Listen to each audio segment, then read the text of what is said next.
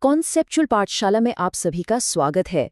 आज हम भारत के संविधान को एक बिल्कुल अलग नजरिए से देखने वाले हैं।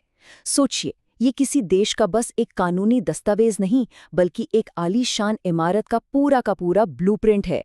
जी हाँ, यही वो डिजाइन है जो हमारे देश की नींव, इसकी दीवारें और इसकी छत सब कुछ तय करता है। तो चलिए इस शानदार नेशनल डिजाइन की परतों को एक एक करके खोलते हैं। तो पहला सवाल यही उठता है कि भाई, जब हम एक देश के ब्लूप्रिंट की बात करते हैं तो वो असल में दिखता कैसा है। इस सवाल का जवाब हमें उस दस्तावेज की बनावट में मिलता है जो पूरे भारत के शासन की रूपरेखा तैयार करता है। चलिए इसके सबसे जरूरी हिस्सों को समझना शुरू करते हैं।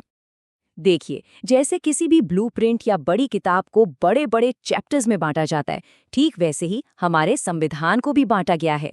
इन चैप्टर्स को हम कहते हैं भाग या पार्ट्स, और हर एक भाग सरकार के किसी एक खास काम या देश के एक बड़े पहलू को पूरी तरह से समर्पित है। जरा इस पर एक नजर डालिए। ये है हमारे संविधान की विषय सूची, जो पूरे 22 अलग अलग भागों में बटी हुई है। एक तरह से ये हमारे ब्लूप्रिंट का मास्टर इंडेक्स है, जो नागरिकों के अधिकारों से लेकर सरकार की बनावट तक हर एक चीज का खाका खींचता है।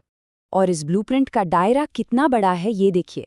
जैसे भाग 5 केंद्र सरकार के कामकाज को बताता है, तो वहीं भाग 9 जमीनी स्तर तक यानी पंचायतों की बात करता है। फिर आता है भाग XV, जो चुनावों की पूरी प्रक्रिया संभालता है। और भाग 18 जो देश में इमरजेंसी लगने पर क्या होगा ये बताता है। मतलब हर चीज को कितनी बारीकी से सोचा गया है। अच्छा, अब आगे बढ़ते हैं। अगर भाग इस ब्लूप्रिंट के मेन चैप्टर्स हैं, तो फिर अनुसूचियां या शेड्यूल्स क्या हैं? इन्हें आप ब्लूप्रिंट के साथ लगे वो जरूरी पन्ने समझिए, जिनमें सारी लिस्ट और छोटी-छोटी मगर मोटी बातें लिखी होती हैं, जिनके लिए मेन चैप्टर्स में जगह नहीं होती। मजे की बात यह है कि जब हमारा संविधान बना था, मतलब जब ये ब्लूप्रिंट एकदम नया-नया था, तब इसमें सिर्फ 8 अनुसूचियां थीं, बस 8। ये इसका शुरुआती ढांचा था। लेकिन आज हमारे पास पूरी 12 अनुसूचियां हैं। अब आप सोचेंगे, ये बदलाव क्यों? क्योंकि देखिए, संविधान कोई पत्थर की लकीर नहीं है। ये एक जिंदा दस्तावेज है जिसे वक्त के साथ बदला और बेहतर बनाया गया है। ठीक वैसे ही जैसे हम एक पुरानी इमारत को जरूरत के हिसाब से रेनोवेट करते हैं। तो ये अनुसूचियां करती क्या हैं? पहली अनुसूची में भारत के सारे राज्यों और केंद्र शासित प्रदेशों की लिस्ट है। 8वीं अनुसूची में हमारी सभी आधिकारिक भाषाओं के नाम हैं। और हाँ, ये 10वीं अनुसूची, ये तो बहुत ही अहम है। ये राजनीति में आया राम गया राम यानी दल बदल को रोकने के लिए नियम बनाती है।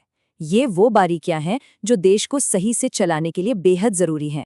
चलिए अब एक और दिलचस्प पहलू पर आते हैं। भारत के संविधान को बनाने वालों ने ये इतना बड़ा ब्लूप्रिंट एकदम जीरो से नहीं बनाया था। उन्होंने दुनिया भर के दूसरे महान ब्लूप्रिंट्स को पढ़ा, परखा और फिर अपने देश के लिए सबसे बेहतरीन डिजाइन तैयार किया। मिसाल के तौर पर हमारी आज़ादी की नींव यानी हमारे मौलिक अधिकार और एक आज़ाद न्यायपालिका का आइडिया, ये अमेरिका के संविधान से लिया गया है। वहीं दूसरी तरफ एक अच्छे राज्य को बनाने के लिए सरकार की क्या जिम्मेदारियां होनी चाहिए, ये सोच हमें आयरलैंड के संविधान से मिली। और क्योंकि भारत पर ब्रिटिश शासन का एक लंबा इतिहास रहा है, तो जाहिर है कि हमारे सियासी और कानूनी ढांचे पर ब्रिटेन का गहरा असर है।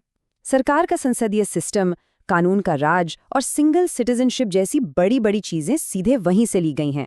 तो हमने देखा कि प्रेरणा कई देशों से ली गई थी।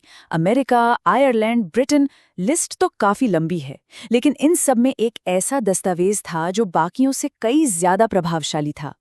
एक ऐसा सोर्स जिसने इस पूरे ब्लूप्रिंट की नींव का काम किया। क्या कोई अंदाजा लगा सकता है कि वो कौन सा दस्तावेज था? जवाब है भारत शासन अधिनियम 1935। जी हाँ, ये आज़ादी से पहले का एक ब्रिटिश कानून था, लेकिन हमारे संविधान के प्रशासनिक ढांचे का ज्यादातर हिस्सा हूबहू इसी से लिया गया है। इसने हमारे संविधान के लिए एक तरह से बना बनाया कंकाल दे दिया था। तो अगर हम इस पूरे ब्लूप्रिंट को संक्षेप में समझें तो ये कुछ ऐसा है। 22 मेन चैप्टर्स यानी भाग, 12 डिटेल लिस्ट यानी अनुसूचियां, दुनिया भर से लिए गए बेहतरीन आइडियाज और इन सब के नीचे एक मजबूत नींव जो 1935 के एक्ट पर टिकी है।